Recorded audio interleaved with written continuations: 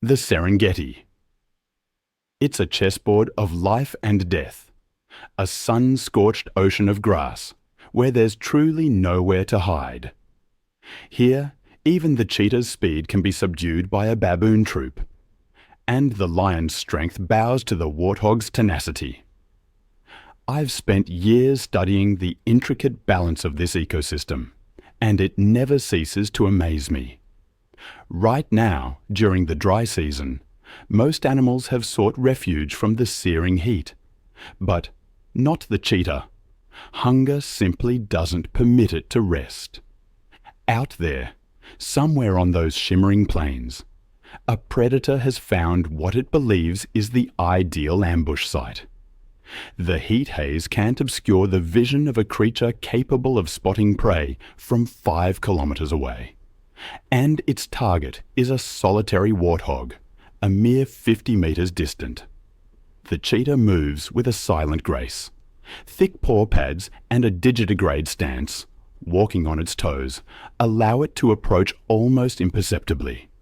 The tall grass conceals its slender frame, a silent ghost amidst the blinding sunlight. The gap closes to 30 meters. The cheetah has entered its kill zone. In this range, its legendary acceleration achieves the highest success rate, and energy expenditure will be minimal. It's a burst of incredible speed. In just 3 seconds, the cheetah can reach 96 kilometers per hour. Its stride extends to 7 meters, thanks to a flexible spine that coils and uncoils like a spring, allowing the hind legs to reach far forward.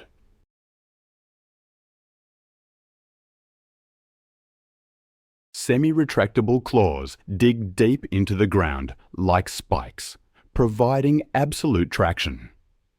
But the warthog is no easy target. Its speed is only half that of the cheetah, around 50 kilometers per hour. However, a low center of gravity allows it to corner sharply, continuously running in a frustrating zigzag pattern. The cheetah is forced to swing its 80-centimeter long tail to maintain balance and stay glued to its prey.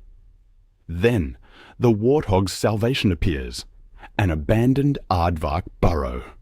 Most predators would surrender the moment the warthog retreats into its burrow. But perhaps hunger has eclipsed the cheetah's instincts. It has won a high-stakes gamble. The greatest risk stems from the warthog's 25 to 50 centimeter long tusks. When retreating into a burrow, the warthog rarely enters head first. Instead, they back their hindquarters in. The armored head and sharp tusks face outward, acting as a solid line of defense. At this moment, the burrow becomes an impregnable fortress. Any cheetah or lion foolish enough to stick a paw or snout into that darkness faces a penetrating gore. Many inexperienced predators have suffered torn noses or permanent blindness when attempting to breach this door of death. The warthog's upper tusks curve upwards, acting as whetstones for the lower set. Every time the mouth closes, the tusks grind against each other, creating a continuous self-sharpening mechanism.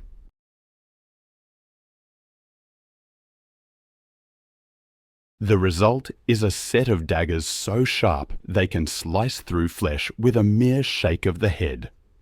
And in the worst-case scenario, when no burrow for shelter, the warthog chooses the most violent solution: counterattack. A mature male warthog can weigh up to 100 kilograms, and when charging at nearly 50 kilometers per hour, that body generates terrifying kinetic energy. It is like a cannonball ramming straight into the enemy. For a slender cheetah, a bone-shattering impact is synonymous with a death sentence. But the warthog always prefers to avoid conflict with predators. They move silently through elephant grass that stands taller than their heads. The leader paves the way with its slender tail held upright at a 90-degree angle. The tuft of hair at the tip acts as a visual beacon for the others to follow. In this dense sea of grass, this signal helps the family maintain formation and prevents any member from getting separated. This discipline is a matter of survival because in the Serengeti, danger comes not only from the lightning-fast sprints of the cheetah. Spanning over 30,000 square kilometers, this ecosystem shoulders the largest animal biomass on the planet. 4,000 lions and approximately 1,000 leopards continuously patrol to maintain order every single day. Within that intricate food web, warthogs are biological plows. Their habit of digging for roots helps aerate the arid soil, promoting grass regeneration.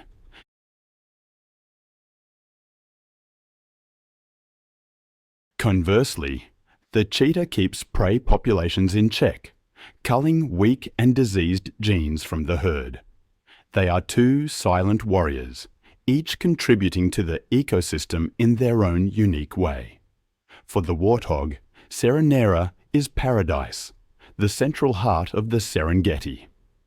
Here, vegetation remains eternally green, nourished by underground rivers flowing year-round. But this paradise comes at a steep price.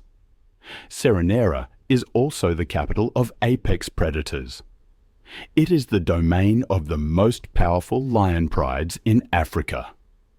The lion's hunt for a warthog is a test of endurance. In theory, the lion is faster than the warthog. The king of the savannah can execute bursts of speed, reaching 80 kilometers per hour. But their hearts are too small relative to their body size, and their dense muscle mass generates immense heat. As a result, they can only sprint for about 200 meters. The warthog is not naturally a long-distance athlete of the Serengeti. However, its compact body and efficient respiratory system allow it to maintain high speeds over longer distances than the lion. The endurance of the weak has defeated the explosive power of the strong. Escaping the life or death chases, now is the time for the warthog to enjoy relaxation at the highest level. Near termite mounds or dense thickets, we encounter a scene that looks like it stepped right out of a Hollywood movie. A warthog lying flat, allowing a troop of banded mongooses to climb all over its body.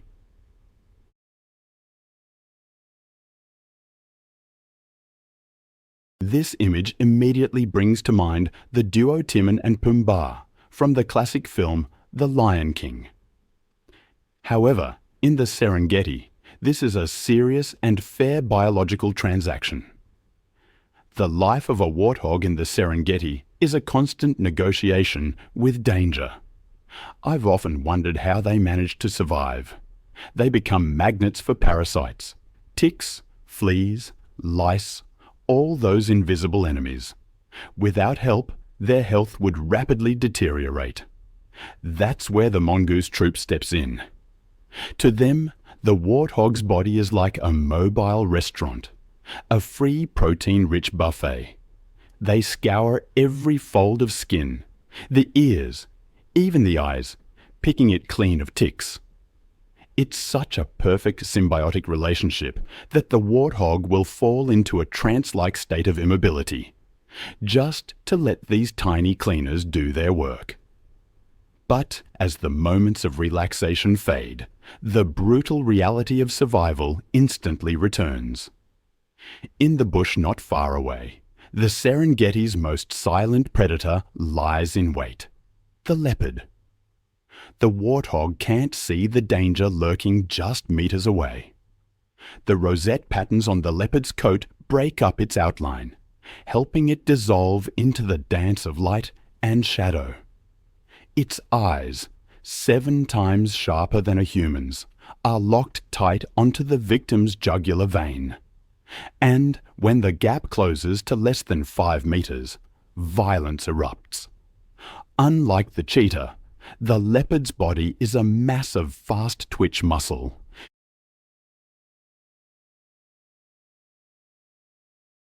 They prioritize lightning-fast strikes to finish prey, rather than engaging in long-distance chases. The hunt has ended, but the leopard's meal cannot yet begin. Like the cheetah, the leopard doesn't fear the warthog's earthen burrows. To them, these represent meals that require no energy to chase down. The leopard's collarbones are partially reduced, floating clavicles allowing them to compress their shoulders and slither into the tightest spaces. But even after seeking out the most secluded, hidden spot to enjoy its meal, it's not safe. This is the moment nature's harshest law is enforced. The strong take what they want. The leopard is lucky to have escaped the claws of the king of the savannah. T certainly regret over the unfinished meal, but the leopard is unwilling to risk its life. It knows this is a fight it cannot win. A mature male leopard weighs only about 60 to 80 kilograms. Meanwhile, this male lion is a biological tank, weighing over 200 kilo, nearly 3 times the weight of its opponent. The lion's bite force of 650 pounds per square inch can crush a rival's skull. The leopard is an agile and dexterous assassin, but in the game of brute strength, the lion dominates completely. Science calls this phenomenon kleptoparasitism.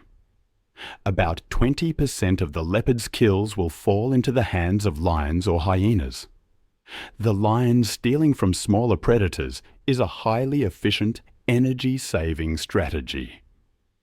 The cheetah, on the other hand, is not overly concerned with lions at this moment.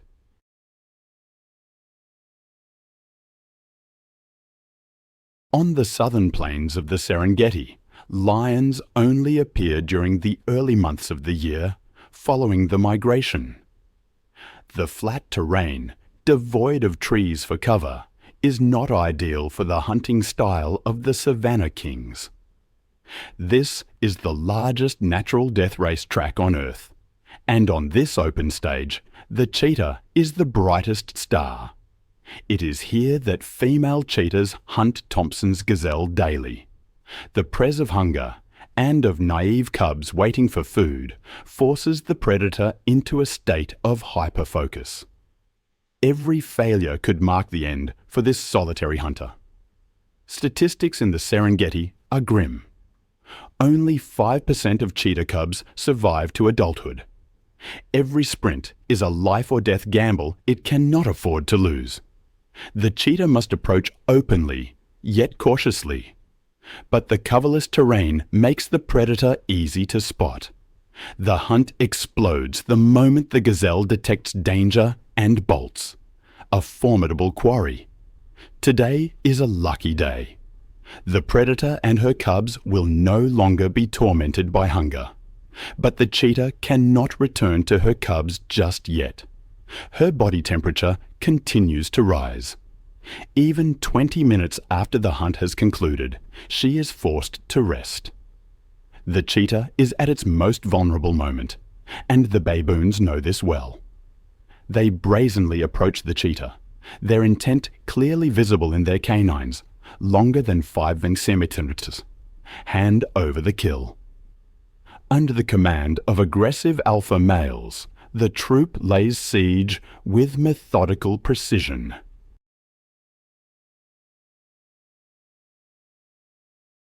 The pounding on the ground, the savage screams, and the glares of ravenous hunger form a brutal psychological assault designed to break the cheetah's will.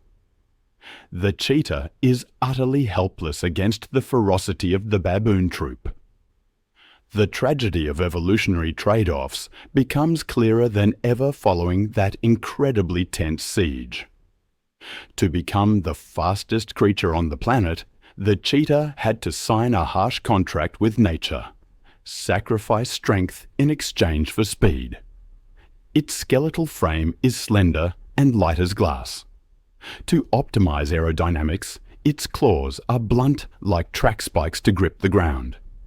It possesses no weapons for close quarters combat, and its body is fragile, more vulnerable than ever.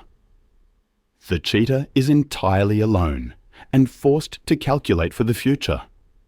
A single leg injury could mark the end. It is nothing less than a death sentence for a hunter reliant on speed. Most importantly, the cheetah remembers her cubs hidden nearby. If the baboons discover them, they will show no mercy. It is a calculated move to eliminate future competitive predators. Confronting baboons has never been a wise choice. Solitude is a fatal weakness for the female cheetah, but that is not a concern for the males. They form coalitions to hunt together and defend their kills. A cheetah coalition consists of 2 to 3 males, usually brothers from the same litter. Unity allows them to target larger and more dangerous prey. This blue wildebeest is a prime example.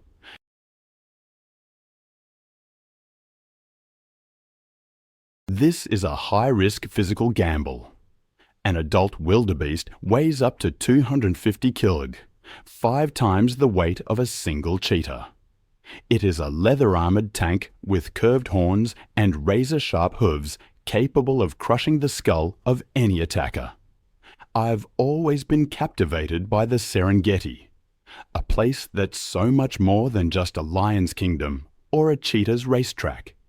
It's a brutal, crowded hierarchy, a complex web where every niche is claimed by specialized assassins. These apex predators, the architects of population control, have kept the gears of this ecosystem turning smoothly for millions of years. Forget those cartoon images of cowardly scavengers. In the Serengeti, the spotted hyena is a true hunting machine, and it's all thanks to its terrifying jaws. Nature has gifted the spotted hyena with a massive, dome-shaped skull, anchoring dense blocks of jaw muscle. This allows their bite force to reach 1,100 pounds per square inch. That's stronger than both lions and leopards. The spotted hyena uses conical premolars to destroy physical structures. They're the only mammal in Africa capable of crushing the long bones of buffalo or giraffe. Their digestive system is quite something too. It contains high concentrations of hydrochloric acid, allowing them to break down bone, teeth, and even horn. A hyena's meal often ends with absolutely nothing left behind. It's a common misconception that hyenas are mere thieves, but long-term studies in the Serengeti have proven the opposite.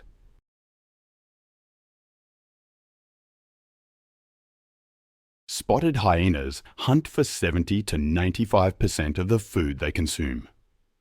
Unlike felines, which rely on short bursts of explosive energy, the spotted hyena possesses a massive heart, constituting nearly 1% of its body weight.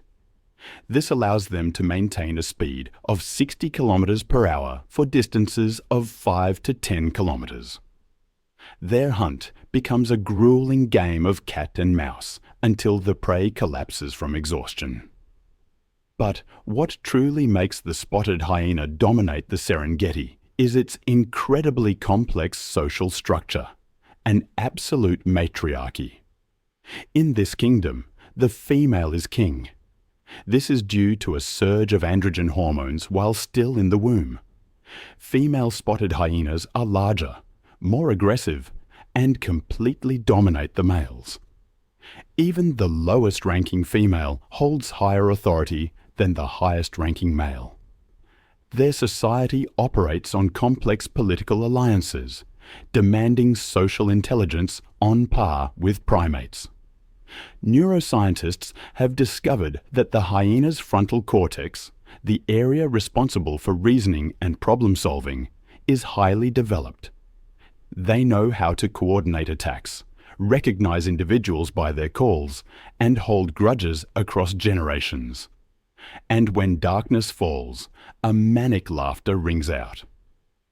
This isn't a laugh of joy. That signature sound is an information coding system. The pitch and frequency of the laugh reveal the individual's age, social status, and psychological state.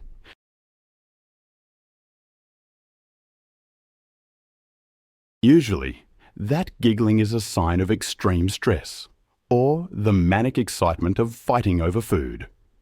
These peak emotions often stem from the eternal war with lions. This is the deepest feud on the savannah, driven not just by food, but by the overlapping of ecological niches. Lions kill hyenas simply to eliminate the competition. Conversely, the spotted hyena is the only species that dares to mob the king of the grasslands if they possess a numerical advantage of 4 to 1. A clan of hyenas is ready to rush in to steal a kill or even kill lionesses and cubs. The war between the spotted queen and the man king is a bloody scale of power, and it keeps the Serengeti in a state of dramatic equilibrium.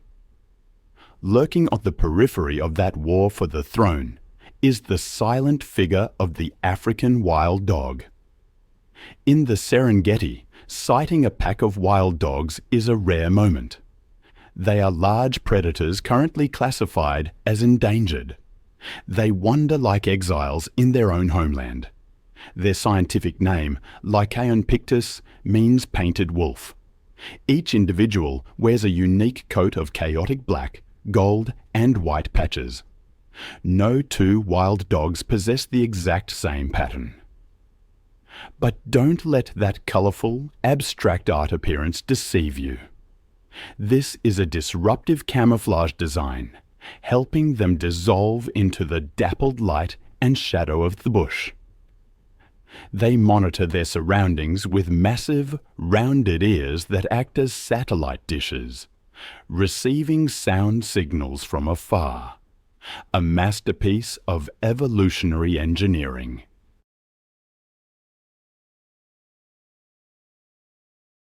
Noiseless they may be, but African wild dogs are the true assassins of the savannah. Lions hunt with a success rate of only about 25 to 30%, but the African wild dog succeeds up to 85% of the time. Once the pack decides to give chase, the prey's death warrant is practically signed. Discipline and endurance are the keys to the African wild dog's success. They enter the hunt at speeds of 60 km per hour. The entire formation maintains that velocity for an absurdly long time. They take turns leading.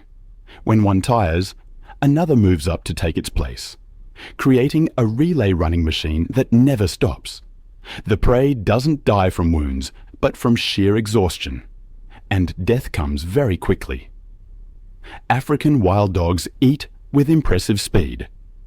They take only a few minutes to consume their prey, ensuring they finish before lions can arrive to steal it.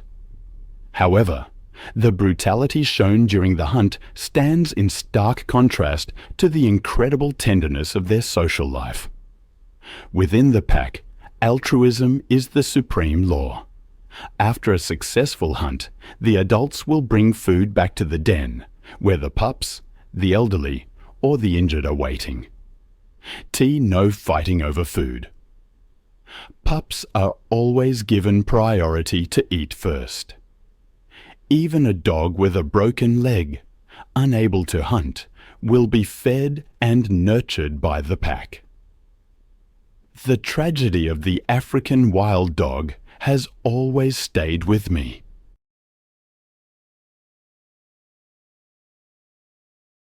Their nomadic lifestyle, born of necessity because they can't defend territory against lions or hyenas, forces them to keep moving across vast distances. Their home range can span thousands of kilometers.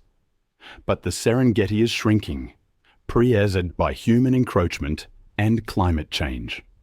It breaks my heart to think that with nowhere left to run, these splendid ghosts, as they're sometimes called, are slowly fading into the mist of history, leaving an unfillable void in the wild portrait of Africa. If you look closely into the tall grass, you might spot another tiny assassin, the serval. It's a small cat, but with legs that seem more suited to an antelope. It almost looks like a biological experiment gone slightly wrong. But in reality, it's a design perfectly optimized for hunting prey you can't even see. The serval has the longest legs relative to its body size of any cat. They act like biological stilts, elevating its body above the ground, allowing it to move lightly and peer over the dense elephant grass that other cats can't penetrate. And then there are those two giant oval ears. They function like parabolic dishes, rotating independently 180 degrees, scanning the environment for ultrasonic frequencies, sounds that are beyond the reach of the human ear. In that dense grass, vision is almost useless. The serval hunts by sound.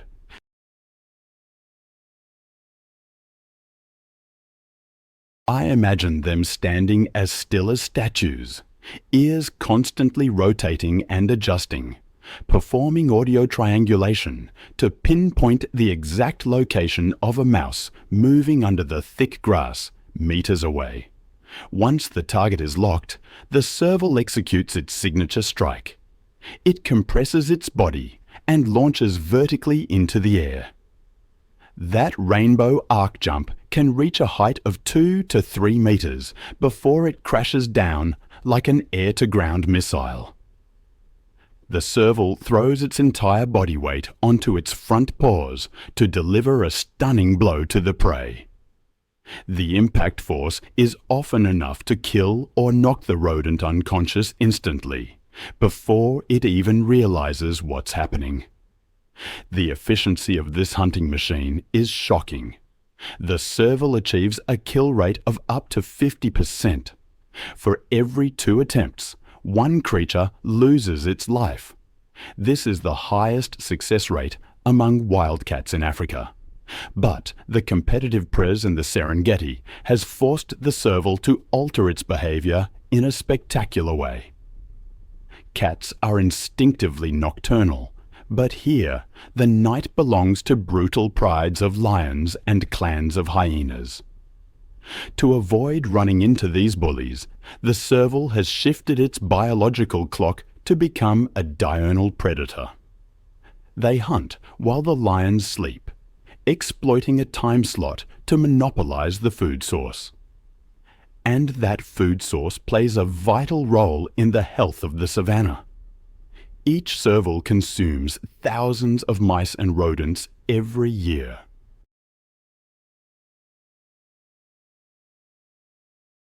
Without this pest control squad, the rodent population would explode, devastating grassroots and seeds. The Serengeti would risk losing the green in its ecological portrait. In a world of giants, small creatures like the serval need either invisible speed or insane recklessness to survive. The black-backed jackal chooses the latter. Don't let their modest size deceive you. These aren't passive scavengers waiting on the sidelines of the feast. They're audacious street robbers of the Serengeti, daring enough to challenge death to snatch morsels of meat right from the mouth of the Lion King. This behavior is known as active kleptoparasitism. When a pride of lions is tearing into a kill, the black-backed jackal doesn't flee. On the contrary, they rush in with terrifying aggression. It's a display of cold calculation and nerves of steel. They operate in pairs or small groups, using a methodical diversionary tactic. One will run around, barking loudly, and even nipping at the lion's tail or hind legs to draw attention. When the lion turns to growl in fury, the second jackal flashes in like lightning, grabs a chunk of meat, and vanishes into the bush.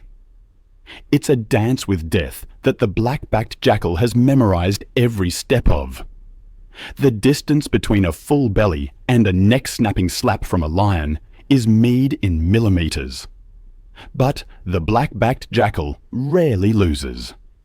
They're too fast, too agile, and understand the psychology of their larger predators too well.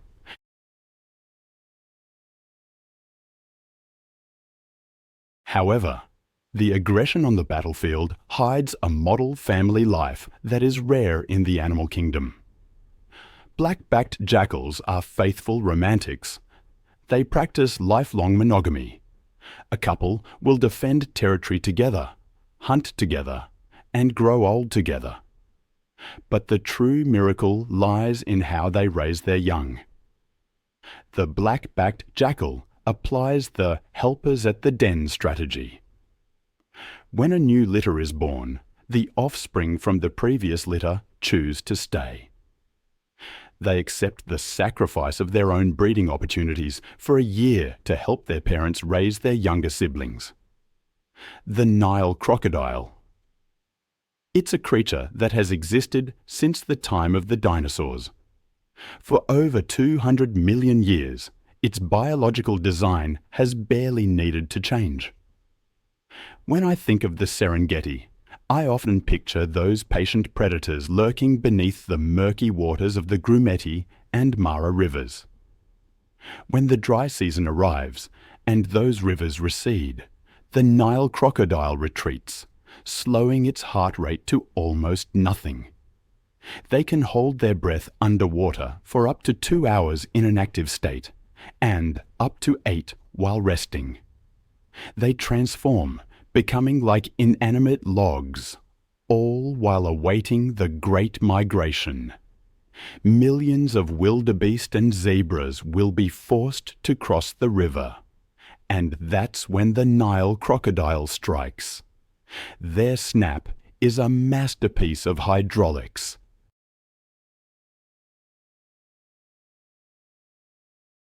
Their jaws generate a bite force of up to 5,000 pounds per square inch, 5 times stronger than a hyena, and 8 times stronger than a lion. That bite force is equivalent to dropping a small truck onto the prey's body. Once those conical teeth lock tight, nothing can escape. But because crocodile teeth lack cutting or chewing functions, they must tear flesh using pure physics. This is where the death roll comes in. The crocodile clamps down on the prey and rolls its body along the longitudinal axis at dizzying speeds. This terrifying torque allows them to easily dismember their prey. It's a horrifying spectacle, but the only effective feeding method for them. After swallowing massive chunks of meat, the Nile crocodile activates another secret weapon, a superacid digestive system. Their stomachs secrete acid with a record low pH, strong enough to dissolve not just meat, but bone, horn, hooves, and even steel. This allows them to absorb 100% of nutrients from the prey, helping them survive for months without food. The life of this cold-blooded creature depends entirely on the sun. On scorching Serengeti afternoons, you'll see these monsters lying on the riverbank with mouths gaping wide. This behavior is called gaping. This menacing-looking action is actually how they cool down. The Nile crocodile has no sweat glands. By opening their mouths, they allow heat to escape through the moist mucous membranes, like a heat exhaust vent.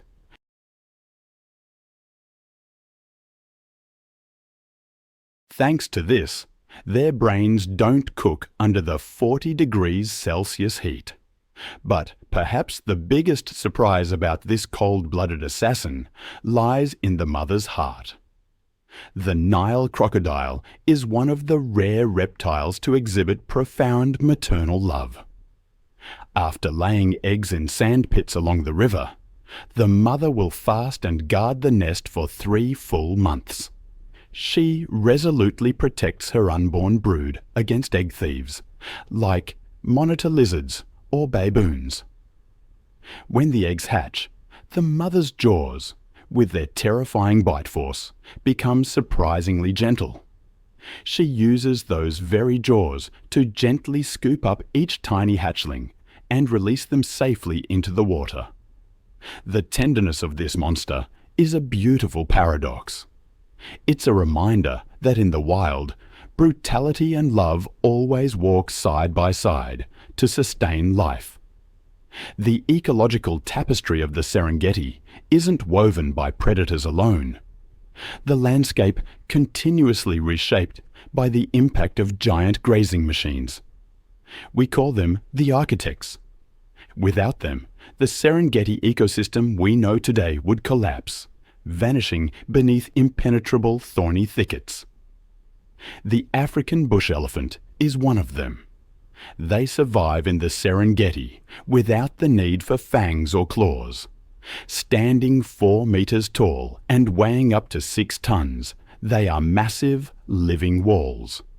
Even the fiercest predators must tread carefully before such a colossal stature. The African bush elephant holds a critical role in the Serengeti ecosystem.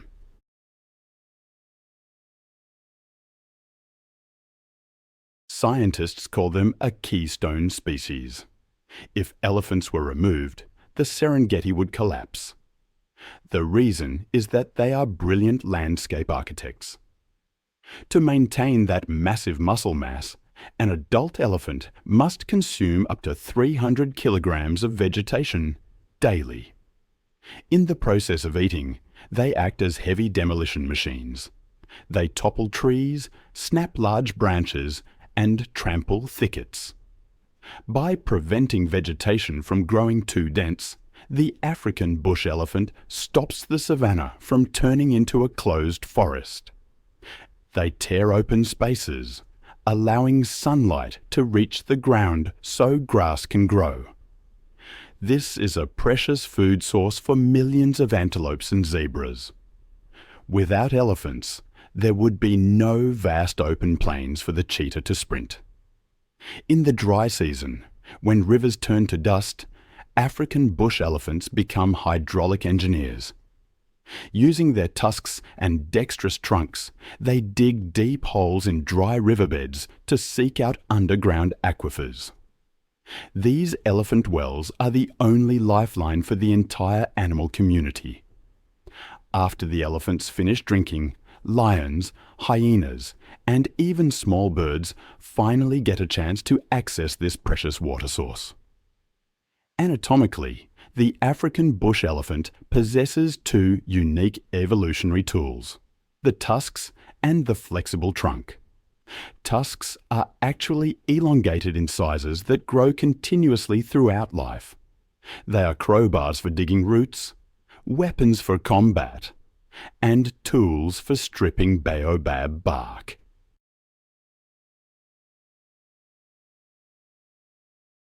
Meanwhile, the trunk is a marvel of biological engineering. With not a single bone, the trunk is composed of over 40,000 separate muscle fascicles. It's strong enough to lift a 300-kilogram tree trunk, yet the tip is delicate enough to pick up a tiny grass seed. However, physical strength is only half the story. The African bush elephant rules the Serengeti through wisdom and connection. Elephant society is a strict matriarchy. The herd is led by the oldest female, the matriarch. She's not the strongest, but she is the living library of the herd. The African bush elephant's brain has a massively developed temporal lobe, where spatial memories are stored. The matriarch remembers the exact I've always been struck by the complex emotional lives of elephants. They truly know grief. When they pass the bones of a deceased relative, the whole herd will stop. They gently touch the skull and tusks with their trunks, silent and solemn. It's a profound moment of respect and remembrance amidst the wild and harsh Serengeti. To me, the elephant is the embodiment of memory, wisdom, and the very soul of that dark continent. Now, if you move to the heart of Seronera, you'll find Retina Pool. From a distance, it appears to be a pile of giant grey boulders resting silently in the muddy river. But as you draw closer, the overpowering stench and low, guttural growls reveal the truth. Hundreds of hippos packed together, creating a spectacle known as hippo soup.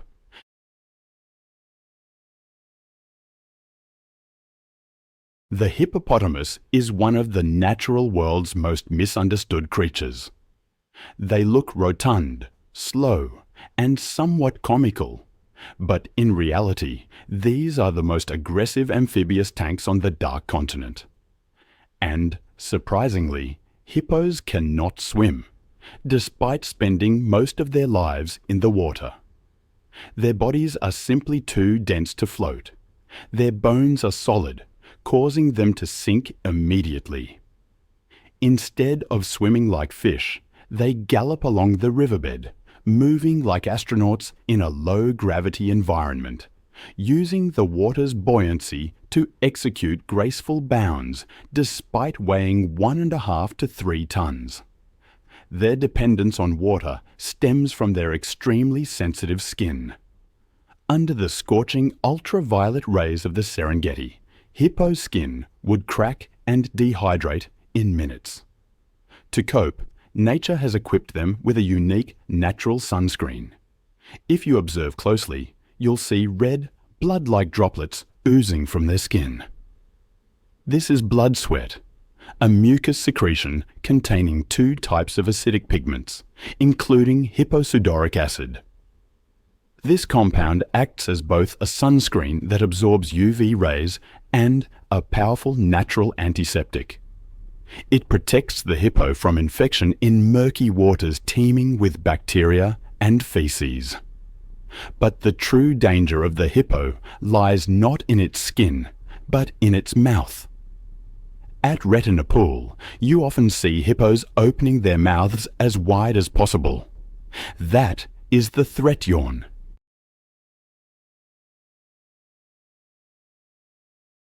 A hippo can open its jaws to 150 degrees, displaying a lethal arsenal, lower canines up to 50 centimeters long, sharp as razors, and hard as ivory. This is the final warning. If the warning is ignored, the hippo will attack with a bite force nearing 2,000 pounds per square inch. They can snap a crocodile in 2 or crush a small boat. They are, without a doubt, the deadliest large mammal in Africa. It's almost as if there are 2 different creatures, the hippo of the day and the hippo of the night. By day, they are social beings, gathering in the water to cool off and conserve energy. But when the sun sets, the hippo leaves the water, becoming a solitary and sullen creature. In the dark, they follow familiar paths, known as hippo highways, to graze. A single hippo can walk 10 kilometers and consume 40 kilograms of grass every night. Their role as ecological engineers lies in nutrient transport. They graze on land and defecate in the water. Tons of this organic matter nourish the aquatic ecosystem, feeding fish and insects, thereby sustaining the life of the entire river. And finally, their relationship with their neighbor, the Nile crocodile, is a tense peace treaty. You often see crocodiles sunbathing right on the backs of hippos. That is respect rooted in fear. The crocodile knows its limits. An adult crocodile may be the king of the river, but against a furious male hippo defending his territory, the crocodile is merely a brittle twig.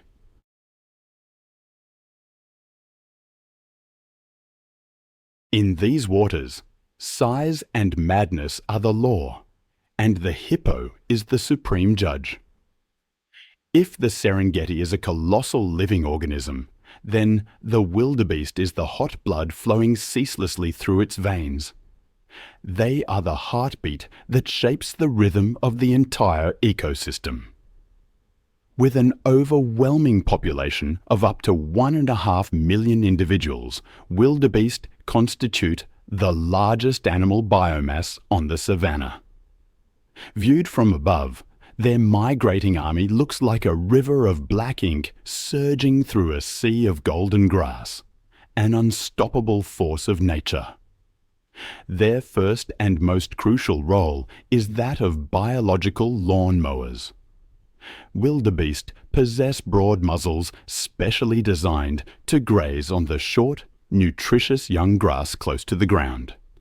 Every day, this army consumes over 4,000 tons of grass. This large-scale grazing stimulates the grass to grow back faster and stronger.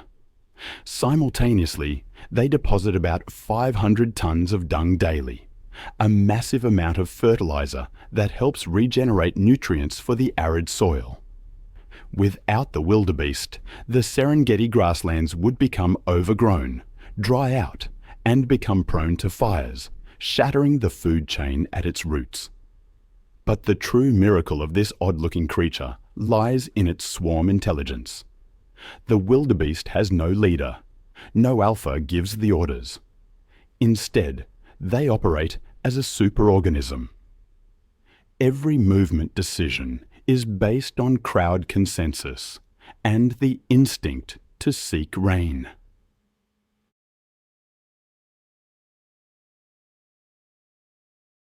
They are capable of smelling moisture and phosphorus in young grass from 50 kilometers away. When one starts running toward the rain, millions follow. This chaotic movement is in reality a perfect survival algorithm. In a crowd of millions, the probability of an individual being eaten by a lion drops to the absolute minimum. It's a mathematical miracle, really. Every February, on the mineral-rich volcanic plains, the Serengeti witnesses a synchronized birthing, a survival strategy played out on a grand scale. Within 3 weeks, around 500,000 wildebeest calves are born. That's something like 8,000 births a day. I've always been struck by the sheer audacity of it. Predator saturation. The savanna is flooded with easy prey. Lions, leopards, hyenas, and wild dogs eat until they can eat no more. But they simply can't consume such a colossal number of calves in such a short time. The result? The majority of the new generation survives its most dangerous phase. These calves are marvels, genetically programmed to flee from the moment they're born. A newborn wildebeest can stand within 7 minutes. After 20, it can run with the herd. At a steady pace, the wildebeest is a winner in the game of evolution, transforming individual weakness into the immortal strength of the collective. They are, in essence, the life source, the driving force, and the eternal soul of the Serengeti.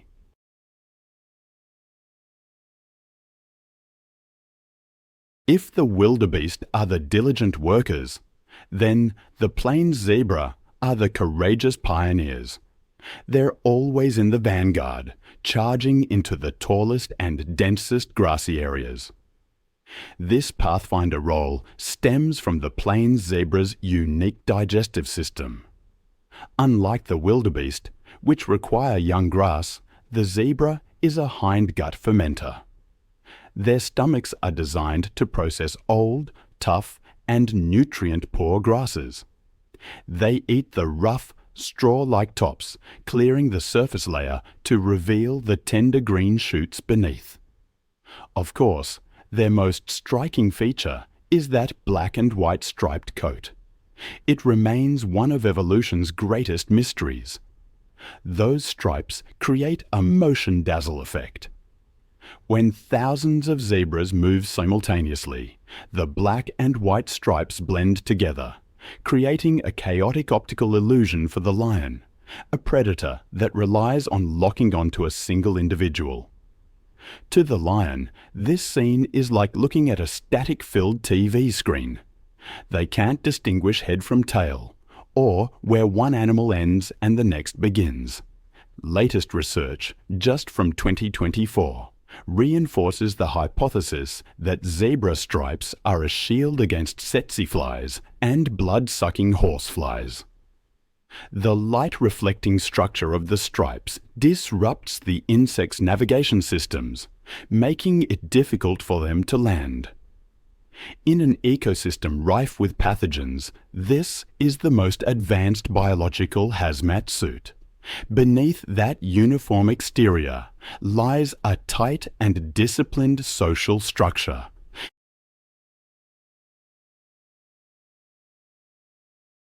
Plain zebras don't live in a disorganized mob.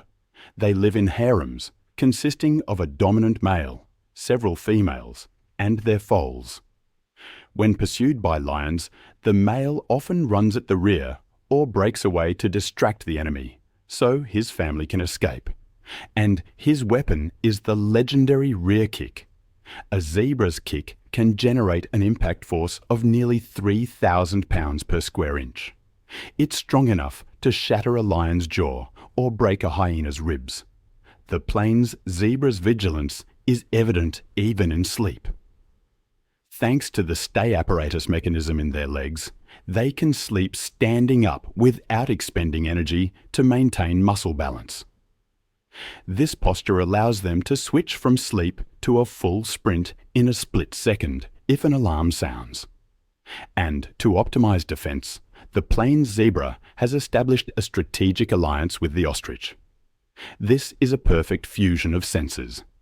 The zebra has extremely sensitive smell and hearing, but limited low-level vision. Conversely, the ostrich has large, keen eyes and a height advantage, acting as a mobile observation tower, but a poor sense of smell. When together, they form a comprehensive early warning radar system. If the ostrich starts running, the zebra follows without asking questions. If the zebra stops to sniff the wind and looks anxious, the ostrich immediately goes on high alert. This interspecies cooperation makes them the toughest targets for any predator seeking the element of surprise.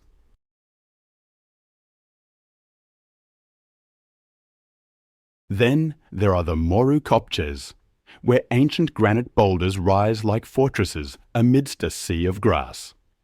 Here hides a living relic from the prehistoric era, a creature designed to endure, to fight, and to destroy. I'm talking about the black rhinoceros. Although a more accurate name, describing its true biological function, is the hooked lip rhinoceros.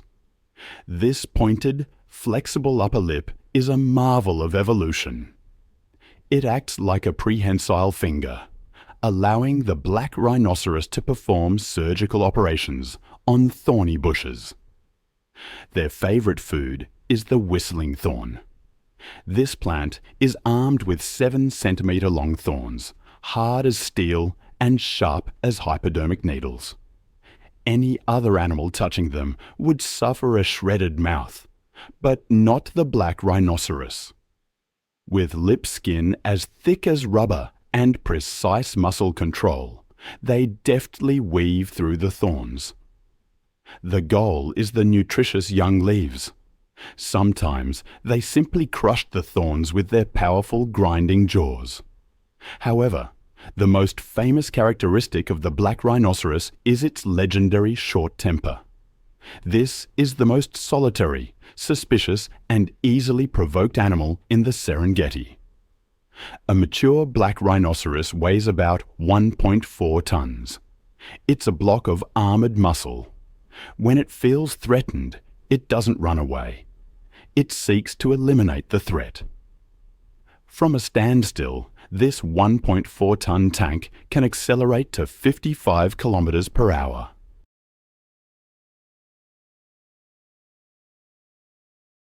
The kinetic energy it generates in a charge is equivalent to a small truck hitting a wall at high speed. Lions or buffaloes standing in its path will be tossed aside or punctured by the front horn, made of solid keratin. This aggressive nature stems from the black rhinoceros's eyes. Their vision is only effective within 30 meters. To them, the visual world is a collection of blurry, threatening shapes. They can't clearly distinguish whether the shadow ahead is a tree, a lion, or a vehicle. Therefore, they often launch a preemptive strike. Aggression is, in reality, a defense mechanism born of fear. And to compensate for poor eyesight, the black rhinoceros has exceptional hearing and sense of smell. I often think about the black rhinoceros, seeing the world through smell. It's a fascinating idea, isn't it? To construct a complex olfactory map of borders, rivals, and potential mates. In the Serengeti's Morucopjes, these rhinos, with their superior funnel-shaped ears, rotate them independently, pinpointing the faintest snap of a twig. Their nose, an olfactory supercomputer, marks territory with dung middens and urine. They are a symbol of ancient tenacity, reminding us that this land has no room for weakness. But if you want to see pure rage embodied, look to the African buffalo. Hunters call them the Black Death, or the Widowmaker, and for good reason. Their massive horns curve like hooks, but the most terrifying feature is the boss at the base.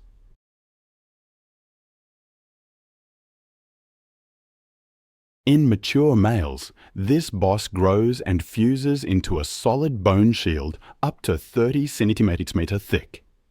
It's a natural helmet so hard, it can deflect a rifle bullet or a lion's full-force slap. When they attack, they use that boss like a sledgehammer, fracturing ribs. Then, the sharp horn tips hook and toss their opponent into the air. Buffalo society is divided into two worlds. Breeding herds, sometimes numbering up to 1,000, and the outcasts, the dagger boys. These old males, past their prime, cluster in small groups, wallowing in mud to cool off and treat parasites. Don't underestimate them. They are the most dangerous individuals, ready to strike against anything invading their space. But the buffalo's ferocity is clearest in their mobbing tactic. They are the only herbivores in Africa that actively hunt predators. When they hear a caif's distress call, the herd doesn't flee. They counterattack. Hundreds of tons of meat and horn charge forward like a tsunami, surrounding lions, cutting off escape, driving the king of the savannah up a tree, or trampling them under hooves. Lions kill buffalo for food, but buffalo kill lions out of hatred. If you ever face a buffalo, you'll experience the stare. They stop eating, lift their heads, wet nostrils flaring to smell your fear. Black eyes lock onto you, assessing the threat, weighing whether to turn you into Serengeti dust. In that moment, you understand why no animal, including humans, wants to mess with the Black Death.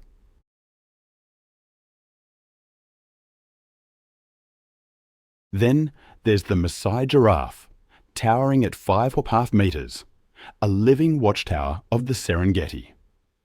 Their dark brown spots, jagged like grape or oak leaves, distinguish them from their northern relatives. Their greatest challenge is pumping blood to a brain located 2.5 meters above the heart.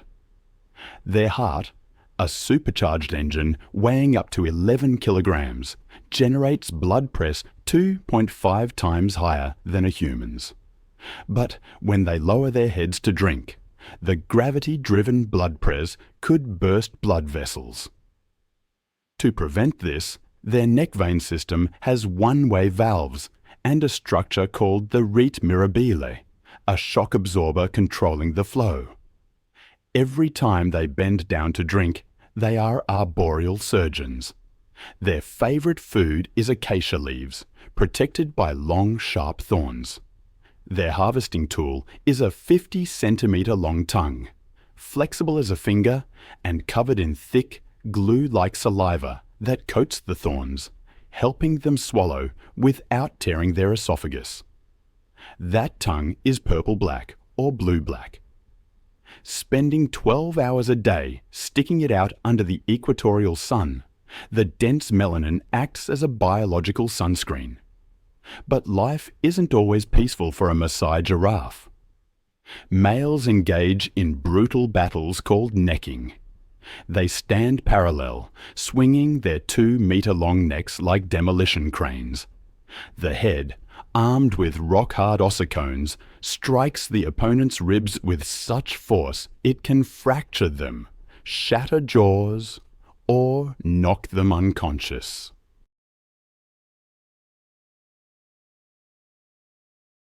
The winner gains mating rights, and the loser leaves with injuries that may lead to death.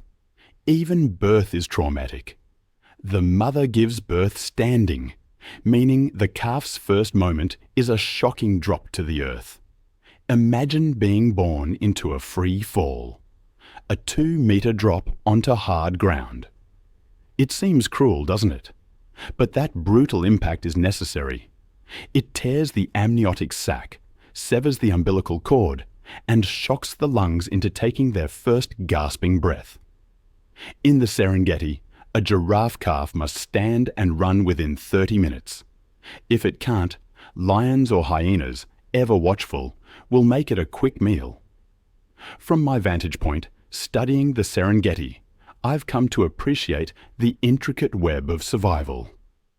The Maasai giraffe, with eyes the size of golf balls and near 360-degree vision, acts as an early warning system for the entire plain.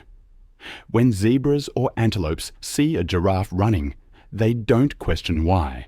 They simply follow.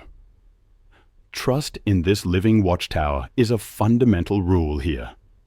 Now listen closely. From the scattered rocky outcrops around the Mopane woodlands, a sound rings out, loud and decisive, breaking the early morning silence. It's the call of the Cape baboon, one of the largest, smartest, and most socially organized primates in southern Africa. They start their day with an air of confidence, as if this land is their well-known domain, every step already mapped out in their minds.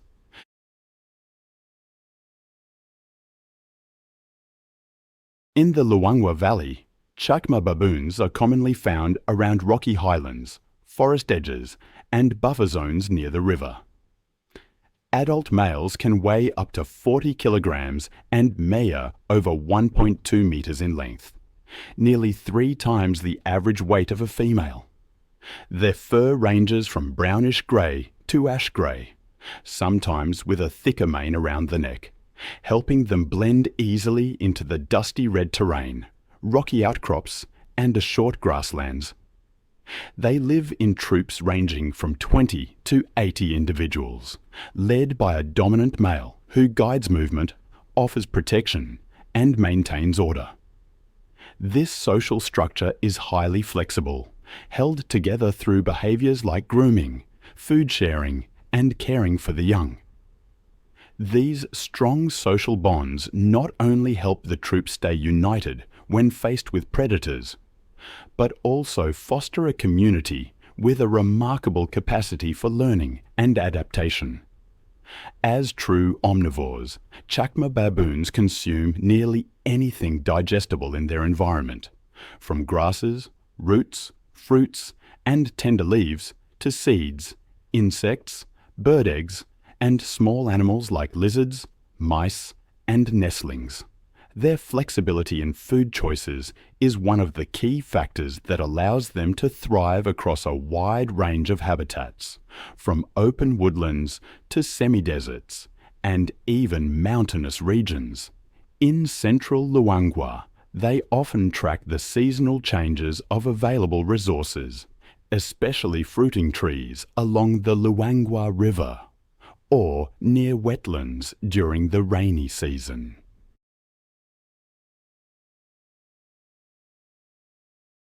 When the dry season arrives, baboon troops retreat to higher ground areas with clear vantage points and rugged terrain that help them steer clear of predators like leopards.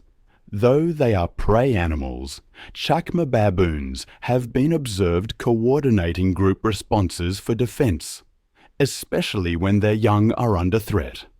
Cape baboons use more than 30 distinct vocalizations, combined with facial expressions and body postures, to signal warnings, coordinate movement, or express emotion within the troop. Behavioral studies have shown how the body language of chacma baboons can shift depending on social context, terrain, and the relationships between individuals in the group. Their communication abilities are considered among the most complex of any non-human primate species. But this delicate balance, this ancient rhythm, faces immense press now. The Serengeti is challenged as never before. The first and most devastating threat is climate change. The rain is the engine that drives life here, and that engine is beginning to falter. Rainfall cycles are becoming chaotic and unpredictable. Droughts are lasting longer and becoming more intense. The Mara River is witnessing water levels drop to historic lows due to upstream deforestation and excessive evaporation. If the Mara River runs dry, the Great Migration will collapse. Millions of antelopes will die of thirst before reaching the green pastures, triggering the demise of the predators that depend on them.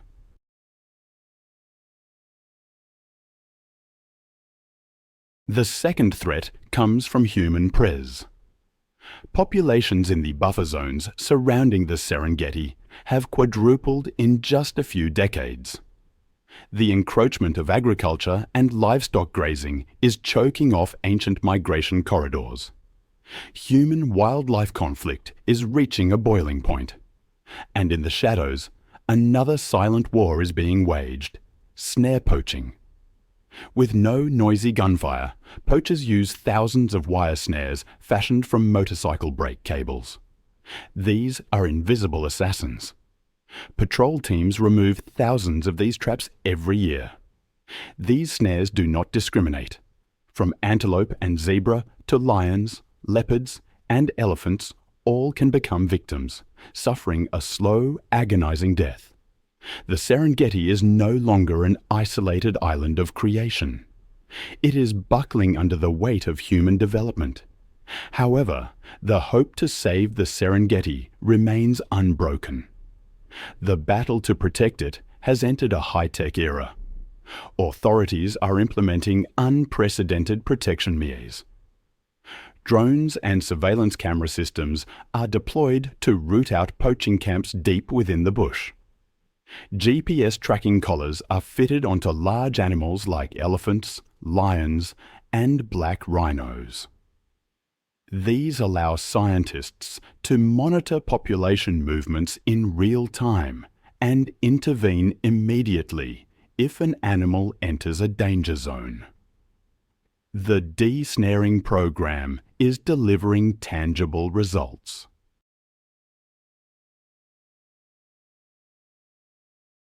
Thanks to international cooperation, specialized anti-snaring teams successfully rescue hundreds of animals each year, returning them to the wild. More importantly, conservation strategy is shifting towards the community.